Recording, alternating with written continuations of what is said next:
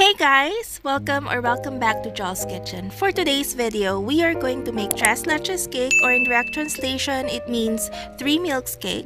So if you want to know more about how this cake is made, just keep on watching. So let's start! You need 2 cups of all-purpose flour, 3/4 teaspoon of baking powder, and a half teaspoon of salt. And then you sift them together until it mixes into one mixture. After that, we're gonna set the bowl aside. To make our meringue, we need 5 egg whites. Make sure that there is no egg yolks, oil, or water in the whites because it's not gonna fluff up. When it reaches this consistency, you would want to add a stabilizer. For this one, I'm using 1/2 teaspoon vinegar, but you can use cream of tartar as well. Add in your 1/4 cup white sugar a little at a time so that the sugar will dissolve in your egg whites.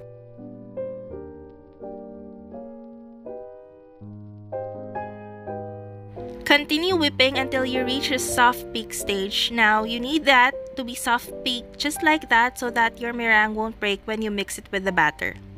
After that, let's set this bowl aside and then let's go ahead and mix our batter. So you need the 5 egg yolks. Whip it off until it's light and fluffy. And then after that, you add your 1 cup white sugar. Just make sure that your sugar will be dissolved also.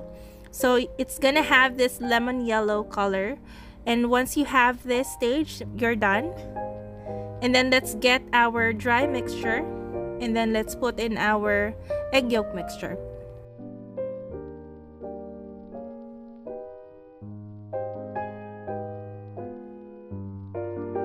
So mix the liquid and the dry ingredients. Now I noticed this is getting stiff like bread. So then I realized, okay, I almost forgot the other liquid ingredient. So we have 1/2 cup milk and also vanilla. Sometimes my monkey brain just dozes off when I bake. So there are times that happens, but it's okay. You can always change it. I'm making this video as real and as raw as possible. So after that, the batter would be a little bit stiff. It's not gonna be liquidy. Let's add our meringue to our batter. So I added this in 3 batches. The first batch, I just mix it. I didn't mind of cutting and folding. The second one, you have to cut and fold so that your batter will not deflate.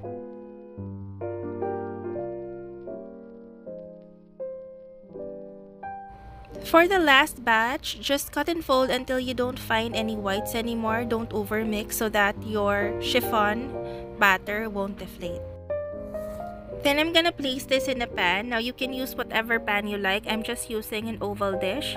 You don't need to grease it because the chiffon cake will naturally just separate itself from the container.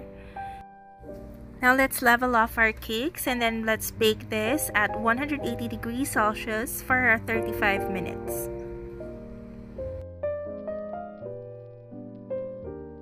So while our cake is baking, let's prep the fruits that we're gonna use on our cake. For this recipe, I'm gonna use bottled cherries and mangoes. I know most of the Tres Leches cakes uses strawberries, but as of the moment of recording, strawberries wasn't available. So I just use whatever I can, and I noticed that sour fruits actually are very good with creamy cakes. This combination actually works, and surprisingly it was delicious. So I just cubed the mangoes and then I placed it, dried it on a kitchen towel to make sure that there are no juices that's gonna drip on our whipping cream when we top it on our cake. So let's cool off our chiffon cake, and while we're doing so, let's make our 3 milks syrup. So we need condensed milk, evaporated milk, and fresh milk. Then you have to mix it into one mixture and then set it aside. Make sure that your cake is already cool when you place in your syrup, otherwise it's gonna be a soupy mess. So you need to poke holes on your cake. That way it will absorb the syrup more. Then after that, we're gonna pour in our 3 milks. So if you notice, the syrup just goes through the sponge cake. And I know there's a lot of syrup right there, but don't worry. Just place the syrup slowly and little by little until you notice that there are no more. Then you add some more.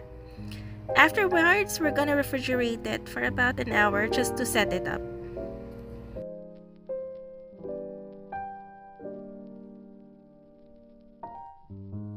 Then let's make our whipping cream topping. We need 2 cups of whipping cream and half cup of powdered sugar. Now my monkey brain is at it again. I used a small bowl, so I need to transfer it to the bigger bowl, otherwise it will overflow. And then I continued whipping until I reached the stiff peaks stage. After that, I took out our chilled cake and placed a generous amount of frosting on top and then level it off.